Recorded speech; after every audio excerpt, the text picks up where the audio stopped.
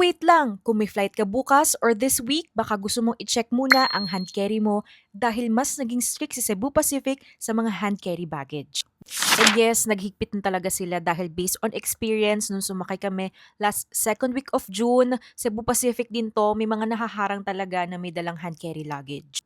So kahit na sabihin natin naka-online check-in na tayo, may boarding pass na, or wala man tayong luggage na i-check-in, may possibility pa rin na harangin nila kayo tapos sasabihin nila na pakisukat po ng luggage nyo dito sa sizer. Lalo na kung mukhang malaki masyado yung hand carry baggage na dala natin o kaya naman halos magkasing laki na yung personal bag at saka yung maleta nyo. So if may upcoming flight ka, pakinggan mo to para iwas abala. Each passenger is allowed to bring one hand carry baggage pero hindi porket hand carry luggage yan, pasok na agad.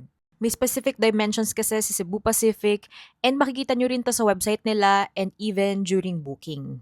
Actually, nag-update ulit sila ng policy nila sa hand carry luggage. Yung sa size lang naman yun na bago. So, ito yung luma and then ito na yung bago. So, ito na yung susundin natin ngayon. Kaya kung gusto mo maging sure, much better na i-check mo muna yung luggage mo and sukatin mo before your trip.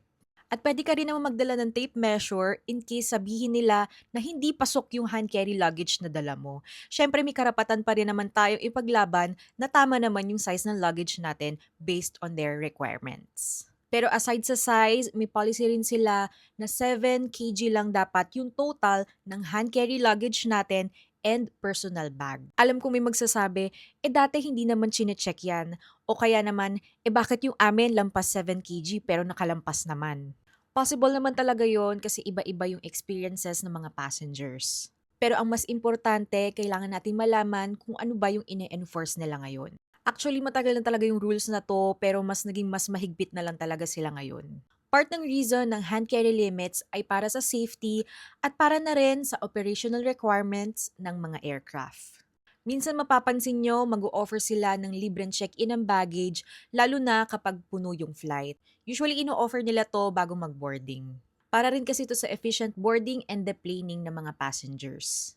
Lalo na hindi dapat may loose or heavy bags na nasa overhead bins dahil kapag may turbulence at nalaglag to, tsak delikado yan. So kung ayaw mong ma-stress or magulat sa additional charges nila na 2,500 pesos, much better na pumunta tayo ng airport ng handa.